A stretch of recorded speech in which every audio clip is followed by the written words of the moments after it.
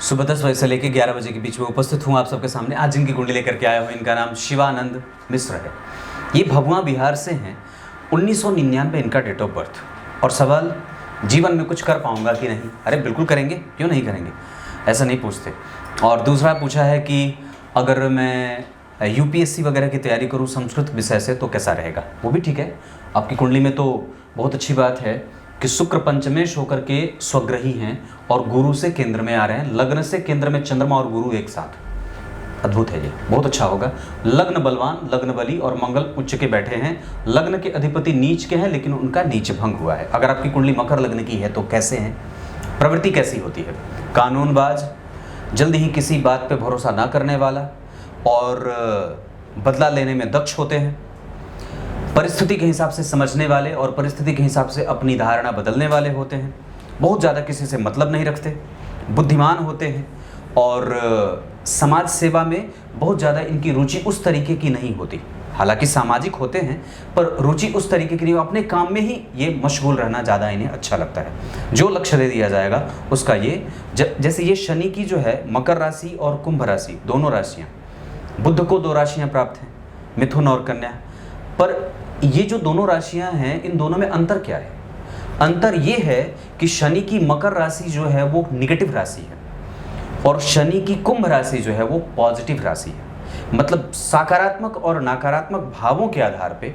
और जब आप इनके चरित्र का चिंतन करते हैं तो मकर वालों से ज़्यादा बेहतर कुंभ वाले होते हैं व्यक्तित्व के तौर पे।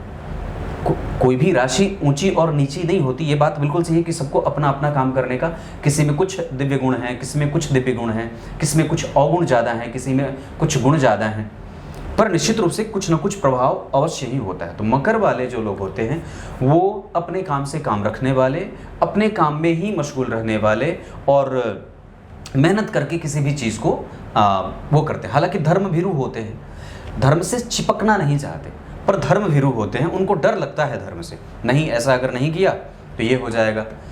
जैसे होता है ना, कभी कभी आपने देखा होगा लोगों को कि वो बहुत ज़्यादा उनको जानकारी नहीं होती, वो उनको विधियां पता नहीं है, क्रिया विधि, पर निश्चित रूप से वो मानते हैं और डर करके दूर से ही खड़ा खड़ा देखते हैं, ऑब्जर्वेटिव होते हैं। ये कहने का मतलब है। तो आप मकर लग्न के हैं तो बहुत ज़्यादा ऊंचे कद के नहीं होंगे। कुंभ वाले थोड़े ऊंचे कद के होते हैं, उनका जो है वो शरीर लंबा छरहरा होता है, पर मकर वाले बहुत ऊंचे नहीं होते। मगरमच्छ जो होता है वो बड़ा दुखी होता है और घड़ियाली आंसू उसे बहाना बहुत अच्छे तरीके से आता है। तो उसके ही प्रवृत्ति से मगरमच्छ को बड़ा कष्ट होता है। कैसे पता है? मगरमच्छ कीचड़ में रहे और जब बहुत गर्मी हो जाए तो वो कीचड़ पानी जो है वो सूख जाए तो फिर वो कीचड़ में, अब उसके शरीर पे जो है वो पूरा कीचड़, जब तक बरसात ना हो तब तक वो ढोता रहता है। तो कुछ ऐसी ही प्रवृत्ति मकर लग्न वालों की होती है। ये जिम्मेदारी से लदे हुए भी होते हैं, समाज का बोझ इन पे होता है, पर डायरेक्टली कहूँ तो ये बेहतर होते हैं और अच्छे होते हैं। प्रभाव इनका कमज़ोर नहीं होता। कानून और जिस भी विषय में ये पढ़ाई करते हैं उसमें इनकी विशेषज्ञता हासिल होती है। बहुत जैसे होता है कि जैसे अगर MBA कर रहे हैं तो MBA बहुत अच्छा है, अगर बैंकिंग कर रहे हैं तो बैंकिंग बहुत अच्छा है, अगर फिनांस कर रहे हैं तो फिनांस बहुत अच्छा है, अगर पॉलिटिकल कर रहे हैं तो पॉलिटिकल साइंस बहुत अच्छा है, अगर केमिस्ट्री से पढ़ रहे हैं तो रसायन शास्त्र बहुत अच्छा है। मतलब ऐसा हो सकता नहीं है कि वो बहुमुखी हो, बहुत सारे विषयों का ज्ञाता हो जाए व्यक्ति, ऐसा तो नहीं होगा, लेकिन हाँ वो जिस विषय में है उस विषय का वो बड़ा अच्छा जानकार होता है। इस वजह से ही वो उसी विषय पे अपना फोकस ज़्यादा करता है। तो ये मकर लग्न के। तो अगर आप उस विषय से करना चाहते हैं, जो भी विषय आप चुनना चाहते हैं, तो निस्संदेह आपको उसमें पारंगतता मिल जाएगी, पर उसके अतिरिक्त आपको अन्य विषयों पे भी ध्यान देना चाहिए। लाभ भाव में वृश्चिक के बुध ये थोड़े बहुत आपको कभी कभी कमज़ोर करेंगे, गले से संबंधित बीमारी, और मंगल की दृष्टि यहाँ पे और इस भाव पे गुरु की दृष्टि, गुरु और मंगल सबका प्रभाव, और अष्टम भाव के अधिपति 12वें मतलब सूर्य आपकी कुंडली में विपरीत राजयोग बना रहे हैं। और ऐसी अवस्था में व्यक्ति का आत्मबल कभी कभी कमजोर हो सकता है। कारण है क्या? क्योंकि उस पे गुरु का प्रभाव तो है, जो कि अच्छी बात है, गुरु की उच्च दृष्टि जा रही है और गुरु जो है वो कर्क राशि में दृष्टि डालेंगे तो कहीं ना कहीं व्यक्ति को नैतिकीय तत्वों से युक्त और नैतिकता का पालन। अगर 12वें भाव में कर्क राशि बन जाए तो क्या होगा? 12वें भाव में कर्क राशि बने तो व्यक्ति को अपने इमोशन पे कंट्रोल करने की आदत डाल लेनी चाहिए और बहुत ज़्यादा किसी से चिपकने का प्रयास नहीं करना चाहिए। धन, इस कुंडली को आप जब और भी नज़दीक से बताऊं तो जो मंगल और केतु बैठे हैं ये बहुत अच्छे होंगे। यहाँ गुरु और चंद्रमा का एक साथ बैठना ठीक होगा, पर गुरु यहाँ पे 12वें भाव के अधिपति होकर के बैठे हैं। इस वजह से कभी कभी माता का स्वास्थ्य और जो प्राप्त करने की क्षमता होती है, जो रिकॉग्निशन मिलती है मेहनत करने के बाद, वो थोड़ी बहुत कमजोर मिलती है। 12वें भाव के अधिपति जन्म कुंडली में जिस भी भाव में बैठेंगे निश्चित रूप से वो अच्छे होंगे। 12वें भाव के अधिपति गुरु वो आकर के कहाँ बैठे और किसके साथ बैठे? सप्तमेश के साथ। मतलब अब व्यक्ति की कुंडली में डेली बेसिस जो है वो थोड़ा कमजोर होगा, उसका व्यापार कमजोर हो सकता है और उसका डेली रूटीन अनियमित हो सकता है।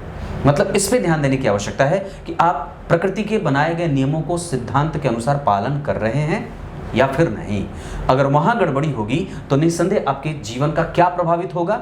12वें भाव के अधिपति क्या प्रभावित करेंगे?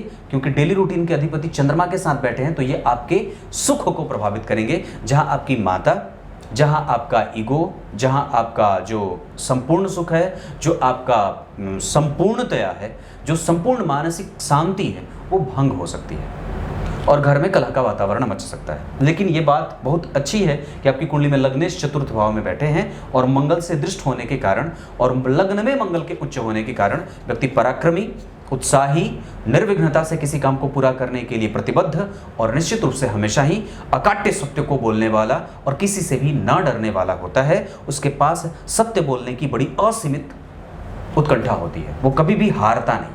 ये सब आपकी कुंडली में चीज़ें बनती हैं, रिस्पॉन्सिबल है और जो चीज़ काम हाथ में लेगा उसको पूरा करके ही दम लेगा। आपकी कुंडली की सबसे अच्छी बात, शनि जो लग्नेश है वो दशम भाव के अधिपति शुक्र को जो मालव्य योग यहाँ घटित कर रहे हैं, यहाँ गुरु चंद्रमा का गज केसरी बनना, शनि का जन्म कुंडली में शुक्र के साथ और शुक्र को देख लेना, गुरु का शनि के साथ बैठना, सरकारी नौकरी का लाभ, गुरु का चंद्र के साथ यशस्विता का प्रभाव, शनि का शुक्र को देख लेना और दशम स्थान को देख लेना उच्च की दृष्टि से, ये सरकारी क्षेत्र और व्यक्ति को राजशाही, राजा के निकट जाकर के उसको दिमाग देने का काम और साथ ही साथ उसका सामाजिक जो क्षेत्र होता है वो बड़ा ही उत्कृष्ट स्तर पे जो होता है वो उससे व्यक्ति को लाभ मिलता रहता है। पंचम भाव के अधिपति बहुत अच्छे, लग्न के अधिपति भी ठीक हैं, धन भाव के अधिपति नीच के और ये इनकी कुंभ राशि है और शनि आपकी कुंडली में 16 डिग्री के ठीक ठाक हैं, पर वक्री होने से थोड़े कमजोर भी होंगे। इस कारण से वो आपसे कई बार मेहनत भी करवाएंगे और इस वजह से कई बार व्यक्ति के माता का सुख जो है वो थोड़ा सा निगेटिव सेंस में जा सकता है। मैं ऐसा इसलिए बोल रहा हूँ क्योंकि इस कुंडली के लिए चंद्रमा मारक भी होंगे और सूर्य इस कुंडली के लिए भी कभी कभी मारक का परिणाम देने लगते हैं।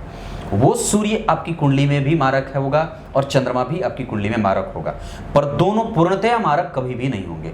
इस कुंडली में शनि द्वितीय भाव के अधिपति हैं और पापक ग्रह हैं। मकर लग्न की कुंडली में द्वितीय भाव कुंभ का बनेगा। अगर आप मकर लग्न के हैं तो द्वितीय भाव कुंभ का बना, तो द्वितीय भाव आपकी कुंडली का मारक भाव होता है और द्वितीय भाव के अधिपति पापक ग्रह शनि मारक भी होंगे। इसका मतलब है कि वो लग्नेश हैं, तो इसका मतलब ये नहीं है कि वो मारक नहीं होंगे, निश्चित रूप से अपनी दशाओं में वो कष्ट देंगे। और यही कारण है कि इनकी कुंडली में जो आने वाली दशा है 2023 के मार्च के बाद सूर्य में शनि वाली, वो अनिष्ट फलदायक हो सकती है जो 24 के फरवरी तक चलेगी। इस दौरान स्वास्थ्य का, माता के स्वास्थ्य का, अपने कुटुंबजनों के अब साथ अप्रिय घटना को न सुनने का मौका मिल जाए तो बड़ा बढ़िया होगा। हालांकि ऐसी स्थितियाँ ठीक रहें, भगवान से मनाना चाहिए, सूर्य की पूजा वगैरह, बजरंगबली की आराधना कर लेनी चाहिए। तो ये सूर्य और शनि की बात रही। तृतीय भाव ठीक बना है, चंद्रमा के साथ होने से दो, एक केंद्र और ये पीछा, मतलब इसका ये अर्थ होगा कि चंद्रमा जो है वो जन्म कुंडली में।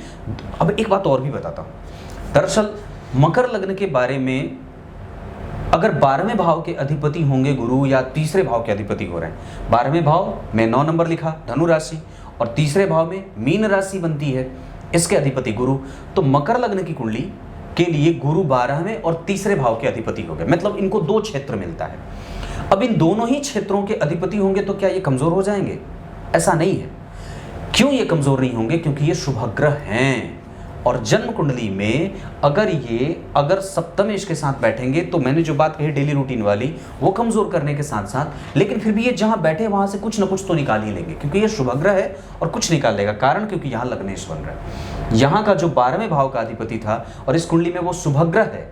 कुंडली में वो लग्नेश का परम शत्रु कभी नहीं होता। सामान्यतया शनि जो होते हैं उनको ना चाहते हुए भी गुरु को जगह देना पड़ता है और अपना प्रभाव गुरु का शुभता का होता है। इस वजह से गुरु को आप यहाँ कमज़ोर ना समझें तो ज़्यादा बढ़िया रहेगा। ऐसा बिल्कुल भी नहीं समझना चाहिए कि गुरु मकर लग्न की कुंडली के लिए खराब और बिल्कुल ही बेकार परिणाम देते हैं। वो कभी भी ऐसा नहीं कर सकते, क्योंकि उनके पास जो जिसके पास रहेगा, जैसे भगवान के पास क्या है, माता कुंती ने उनसे दुख मांगा कि कम से कम आपका स्मरण होता रहे, पर भगवान ने देने से मना किया। क्यों मना किया? क्योंकि उनके पास तो है ही नहीं। तो परमात्मा के पास दुख है ही नहीं, इस वजह से वो नहीं दे सकता। तो क्या देगा? वो सुख ही देगा। आपकी कुंडली का परम तत्व कौन है? आपकी कुंडली का परम तत्व गुरु और सूर्य ही तो है। व्यक्ति को नैतिकीय तत्वों से जिम्मेदार कौन बनाता है? गुरु और सूर्य ही तो बनाते हैं। और उसकी बुद्धि कहाँ से आती है? क्या सही है और क्या गलत, ये गुरु ही तो देते हैं। तो अगर व्यक्ति की कुंडली में ये भाव और ये ग्रह को आप निग्लेजिबल बना देंगे तो निश्चित रूप से उसकी स्थिति कमजोर हो जाएगी। और ऐसी अवस्था में व्यक्ति जो है वो शुद्ध और परिष्करण के साथ शुद्धता और अपने परिष्कृत स्वरूप में कभी भी नहीं आ पाएगा। आप लोगों को ये बात बहुत अच्छे से पता होने की आवश्यकता है। देव गुरु बृहस्पति की दशा चाहे कितने भी खराब होकर के बैठेंगे, उतने कमजोर कभी भी नहीं जाएंगे जितने वो राहु शनि मंगल के दशाओं में आप व्यक्ति को प्रभावित होते देखे जाते हैं। अन्यथा ना लें तो अगर यहाँ पे गुरु की स्थिति कमजोर कभी भी नहीं होगी। और खास करके केंद्र के गुरु शतगुणा, कई प्रकार के 100 गुणा परिणामों को देने वाले होते हैं। एक दूसरा सूत्र इसके साथ ये लागू होता है कि 12वें भाव के अधिपति, आप लोगों में से बहुत लोग शिकायत करते हैं कि पंडित जी आप क्या बोलते हैं, कई बार समझ नहीं आता है। पर क्या ये बात सही नहीं है कि हमें अपना दिमाग कुछ इस तरीके से ट्रेन करना चाहिए कि हम किसी भी बात को समझ सकें?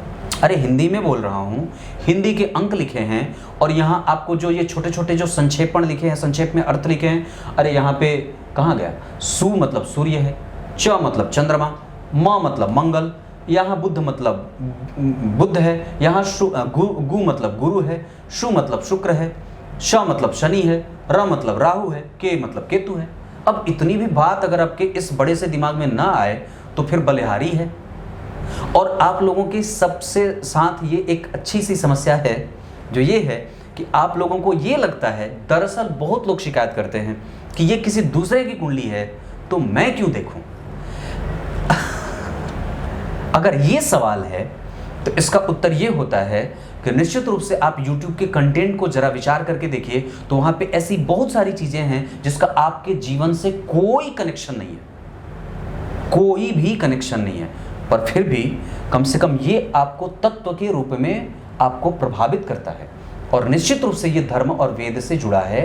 वेदस्य चक्षु किलेदम स्मृतम ज्योतिषम, वेद को जो नेत्र देने की शक्ति जिसके पास है वो ज्योतिष वेदांग है। तो आपका जो एक टाइम गया वो किसी वाइन्स के पास, पता नहीं कौन सा वाइन्स, पता नहीं क्या क्या, इतने लोग मेरे यहाँ घर में भी, मेरे यहाँ भी लोग देखते हैं, मेरे भाई साहब कभी कभी देखते हैं, हंसते हैं खूब, बहुत सारी चीज़ें। तो मैं उनको कहता हूँ कि अपना वक्त ही दे रहे हो तो कुछ अच्छा चीज़ों पे दे दो। मेरे ही साथ और भी लोग हैं जो देखते हैं इस तरह की चीज़ें, तो मैं कहता हूँ कि अगर देना है तो कुछ अच्छी चीज़ों पे क्यों ना दे दें। तो आप जब तक ये सोचते रहेंगे कि ये किसी दूसरे की कुंडली की समस्या मैं क्यों झेलूँ, नहीं, ये किसी दूसरे की कुंडली की समस्या नहीं है। वस्तुतः इससे आपके जीवन का दरवाज़ा खुलता है। और इससे एक बहुत अच्छी बात है कि आप ग्रहों को समझने लगते हैं, धीरे धीरे आपकी जो है वो प्रभाव की स्थिति बढ़ने लगती है। और मैं तो समझता हूं कि ये ठीक है, पर बाकी आप लोगों की इच्छा। लेकिन ये स्थिति बहुत अच्छी रहेगी, मतलब तीसरा भाव भी ठीक रहा, चतुर्थ भाव ठीक है, उच्च के हैं, और इस कुंडली के लिए वो मारक होते हैं। अब मारक मतलब होता है, मैं आपको सामान्यतया बता दूं, मारक का मतलब होगा कि वो आपके जीवन में आपको परेशान करेगा। लेकिन कोई आवश्यक नहीं है कि मारक ग्रह आपको हमेशा परेशान करने वाला ही बने। वो आपकी कुंडली में अगर बहुत अच्छा बैठा है, निश्चित रूप से उस पर गुरु का प्रभाव नहीं है, शुक्र का प्रभाव नहीं है, शनि का प्रभाव है, तो शनि इस राशि के अधिपति हैं, वही देख रहे हैं। तो लग्नेश लग्न को देखेंगे या किसी भी भाव का अधिपति अगर अपने भाव को देखेगा तो उस भाव पे उपस्थित होने वाले समस्त प्रकार के दोषों का निवारण कर देता है। ये बात हमेशा याद रखने वाली है। तो शनि का प्रभाव यहाँ के लिए ठीक होगा। मंगल उच्च के आपको प्रतिस्पर्धा, आपके पास बल और गुणकारी बनाने के साथ साथ रिस्पॉन्सिबल देते हैं और रिस्पॉन्सिबिलिटी देते हैं, और उसको व्यक्ति रिस्पॉन्सिबल बना अपने आप को बना लेता है, होता है, वो जिम्मेदार होता है। पंचम भाव ठीक बना। छठवां भाव दारिद्र दोष लगा रहा है, देने से पहले विचार करना चाहिए, हालांकि आप निकाल लेंगे। सातवां भाव बहुत अच्छा बना, हालांकि यहाँ पे केंद्राधिपति दोष चंद्रमा को लगेगा और वो मारक भी होंगे। छठवें भाव के अधिपति विपरीत स्थितियां, इस वजह से सूर्य भी अगर राहु केतु के संपर्क में होते तो और भी ज़्यादा परेशान करने वाले होते, लेकिन यहाँ पे वो नहीं है, इस वजह से ये एक अच्छी बात होगी सूर्य के लिए।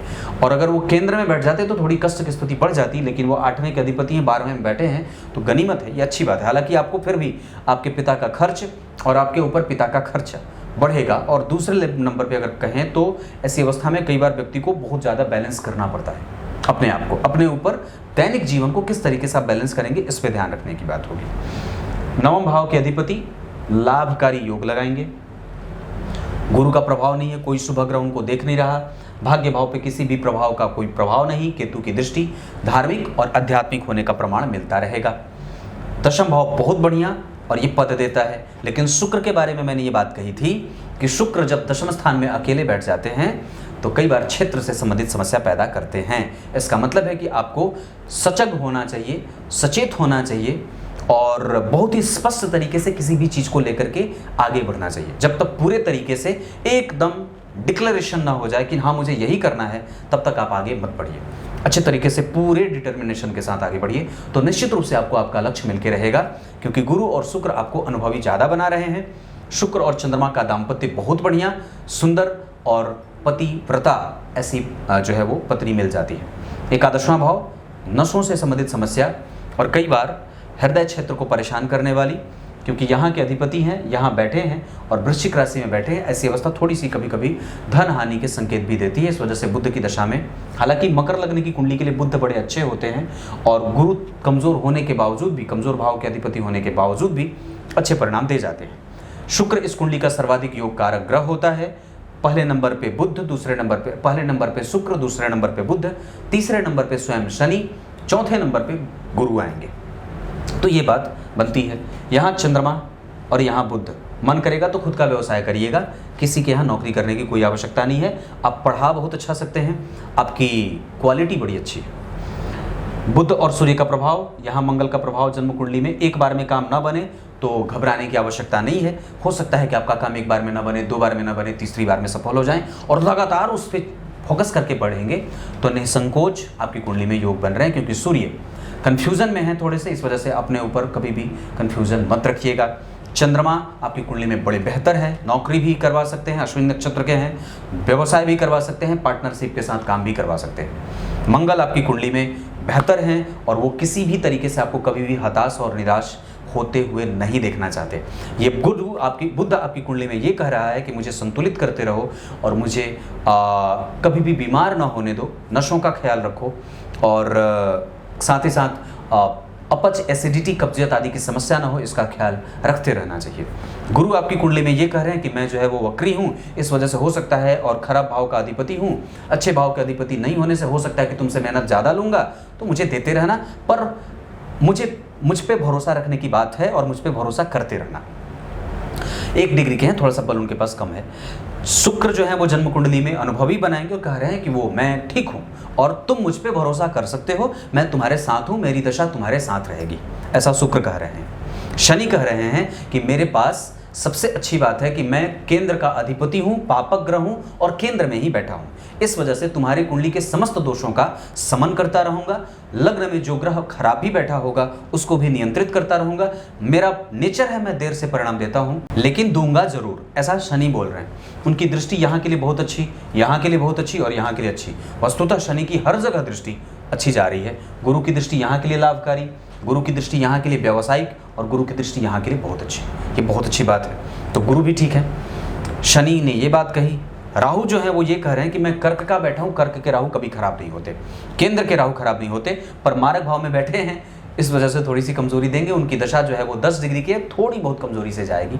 हालांकि अब आपकी कुंडली में सूर्य हैं और खूब मन लगाइए, मतलब यहाँ से आप जितना लेना चाहते हैं ले लीजिए, खींच लीजिए। जैसे होता है ना, कुएं का जल है, निकाल करके जितना निकालेंगे उतना ही पवित्र और निर्मल होता जाएगा। जैसे हैंडपंप अब जब चलाते हैं तो जितना वो चलता है खूब जो है वो पानी साफ निकले, तो इस वजह से ये भाव वही है, ये कुएं का अंदर का जल है, इसको जितना निकालेंगे उतना ही ज़्यादा आप क्रीम होते जाएंगे और निश्चित रूप से तब करके तो स्वर्ण बनना ही है। नवमांश कुंडली में स्थिति थोड़ी सी जो है वो कमज़ोर होगी, विवाह होने में विलंब ना हो इसका खतरा मत उठाइएगा, वक्त पे कर लीजिएगा। और गुरु शुक्र सूर्य बैठे हैं, ये स्थिति बहुत अच्छी होगी। पत्नी सुंदर होने के साथ साथ, बहुत सुंदर मिलने के साथ साथ चंद्रमा स्वग्रही, बाप रे बाप बहुत बढ़िया होता है। शनि का प्रभाव ठीक नहीं है, शनि का प्रभाव ठीक नहीं है, शनि का प्रभाव ठीक नहीं है। बुध यहाँ पे कभी कभी परेशान करेंगे, मतलब अपनी दशा में वो अपना नेचर प्ले करेगा, क्योंकि यहाँ पे 12वें भाव का अधिपति हो जा रहा है। यहाँ का लग्नेश, यहाँ 12वें भाव का अधिपति। लेकिन यहाँ पे बहुत ज़्यादा दूर जाने की कोई आवश्यकता नहीं है। आप अपने जन्म स्थान से पश्चिम दिशा की तरफ बढ़िए। 8 अंक आपके लिए अच्छा रहेगा, मतलब 8 तारीख 8 तारीख मतलब 26, 8 तारीख अकेले और 17 तारीख, ये 2-3 तारीख आपके लिए अच्छी रहे। दिन आपके लिए शनिवार और शुक्रवार बहुत अच्छा रहे। दिशा मैंने पश्चिम बताई। आपकी कुंडली के लिए मालव्य योग और रुचक योग लगा है और निसंदेह चंद्रमा केंद्र में है, तो थोड़ी बहुत मालव्य योग का प्रभाव कमजोर होगा। पर मैं समझता हूं कि आपकी कुंडली में ग्रह में कोई भी ग्रह कमजोर नहीं है। लग्नेश थोड़े कमजोर हैं। बजरंगबली के मंदिर का दर्शन और विष्णु सहस्त्र नाम का पाठ ये प्रत्येक दिन अवश्य करिए। गणपति अथर्वशीर्ष का पाठ प्रत्येक दिन अवश्य करिए। गणेश जी के किसी मंत्र का जप अवश्य कर लीजिए। क्लियर है? माता पिता की सेवा आप करेंगे और बहुत अच्छी बात है कि आपकी कुंडली में बुध जो है वो लाभकारी योग बना रहे हैं, बहुत बढ़िया होता है। आगे अगर बढ़ूंगा तो आपकी कुंडली में जो स्थिति मैं देख रहा हूँ उसमें बल वगैरह में, बिलसोपक बल में मंगल के पास तो बल अच्छा होना चाहिए, है भी। उसके बाद आपकी कुंडली में गुरु के पास बल बहुत बढ़िया होगा, केंद्र में बैठे हैं। शुक्र के पास बल बहुत अच्छा होगा। तो मंगल, शुक्र और गुरु की दशाएं आपके लिए अच्छी जाएंगी। लग्नेश शनि हैं, पर कभी कभी वो थोड़े बहुत कमजोर होंगे, इसी वजह से मैंने शनि वाली दशा, अंतरदशा वाली कमजोर कही थी।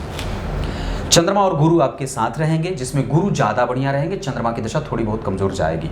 मंगल बहुत अच्छे रहेंगे और थोड़े बहुत कमजोर भी कभी कभी रहेंगे, वो स्वास्थ्य के रूप में। कोई ऐसी बीमारी नहीं है जिसको आप लेकर के परेशान रहेंगे। वैसे आपकी कुंडली में मांसपेशियों में खिंचाव वगैरह भी कभी कभी होगा। और मैं एक बात कह दूं तो बहुत ज़्यादा परेशान होने की आवश्यकता नहीं है। स्वास्थ्य में कभी कभी आपको हृदय क्षेत्र पे तो नहीं ऐसी कोई समस्या है, पर 12वें के अधिपति होकर के बैठे हैं और ऐसी कोई विशेष बात नहीं है। मंगल देख रहे हैं यहाँ पे, बुध जो है वो जन्म कुंडली में पंचम भाव को देख रहे हैं। रोगेश है, अपने पिताजी के स्वास्थ्य का ध्यान रखना चाहिए और अपने बड़े भाई के स्वास्थ्य का ध्यान रखना चाहिए अगर हैं तो। ये बात इतनी सी बनती है। सूर्य की दशा आपकी कुंडली के लिए मेहनत करवाएगी, तब जाकर के परिणाम देगी। इसका मतलब है कि अगर आप कुछ एक्सपेक्टेशन इन दशा में रख रहे हैं तो निश्चित रूप से आपको दम लगाना होगा, अन्यथा कोई उत्तर नहीं है। दूसरा, ज्योतिष आपको सिर्फ संकेत मात्र देता है और चलने की तैयारी के लिए अच्छा सा समय देता है।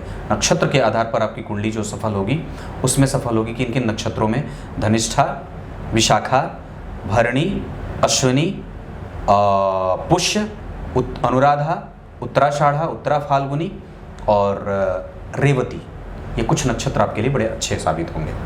इतनी सारी चीज़ें मैंने बताई। अब क्या बताऊं? आपकी कुंडली में पिता का सुख बहुत अच्छा देख रहा हूं, पिता का पद बहुत अच्छा देख रहा हूं, पिता की प्रतिष्ठा बहुत अच्छी है, आपके पास ऊर्जा की कमी नहीं है। समायोजन अच्छे तरीके से करिए। तत्वतः आपकी कुंडली में कोई भी ग्रह कमजोर नहीं बैठा है। मंगल बढ़िया बैठे, गुरु चंद्र तो बहुत अच्छे बैठे हैं। अब पंचांग अगर चंद्रमा को देखूंगा तो बताऊंगा, अगर पंचांग नहीं बताऊंगा तो फिर मुझे खुद ही लगता है कि मैंने कुछ नहीं बताया। बहुत बढ़िया है, खूब आगे बढ़िए। आपकी कुंडली में शुक्ल पक्ष के एकादशी के चंद्रमा है। अब क्या चाहते हो? आगे बढ़िए और निश्चित रूप से मार्गशीर्ष माह में जन्मे हैं, जो दुनिया कहेगी उसको कहने दीजिएगा, उस पर बहुत ज़्यादा ध्यान देने की कोई आवश्यकता नहीं है। रिश्तेदार कभी आपके अपने नहीं हो सकते। अश्विनी नक्षत्र में जन्मे हैं, निश्चित रूप से ये बेहतर है। और मैं समझता हूँ कि आपको किसी से भी मतलब बहुत ज़्यादा नहीं रखनी चाहिए। भगवान शिव की भांति अखंड जो है वो व्रत पे चले जाइए। क्षत्रिय वर्ण और देवगण के हैं, आपके पास शुद्धता है, परिपक्वता है, मेहनत है, प्राबल्य है और दबंगपनी भी है। तो आप ये कर लेना। जहाँ कभी जिसकी आवश्यकता हो उठा लीजिए हथियार, बाण चला दीजिए। कुछ इसी तरीके से आज के कार्यक्रम का समापन करते हैं। तब तक के लिए इजाजत दीजिए। शाम का कार्यक्रम देखना मत भूलिएगा। तब तक के लिए बहुत बहुत नमस्कार।